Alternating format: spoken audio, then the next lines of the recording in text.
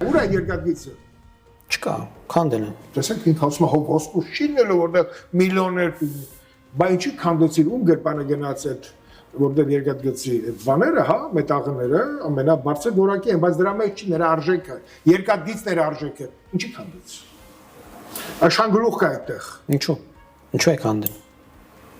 Որտեղ այդ քանդված վիճակը ինչ որ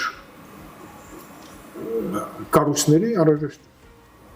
Իհարկե ինչ որ մարդիկ փող աշխատեն, բայց փողը երկրորդական է։ Մենք ունենք երկաթգիծ, որը հիմա պետք է կառուցենք։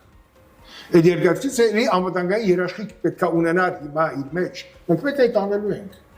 Իհարկե ամերիկյան արդեն ստորագրությունը կա այդ ճանապարհի այդ հատվածը իրականություն դարձնելու համար եւ այլն, այսինքն անվտանգային երաշխիքներ։ Այդ քանդելը նաեւ մեզ թույլատրեց այդ սահմանի վրա։ Ինչի՞, որտեղ այդ երկաթգիծը նաեւ այդ հատվածը Զանգելյանից Օրդուբաց ծառայում էր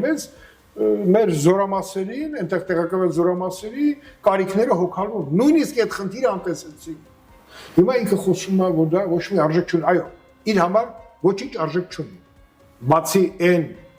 ունեցվածքից, որը ինքը պաշտպանության ընթացքում դիզել է եւ հաջող հաստացել Սևանում այդ իր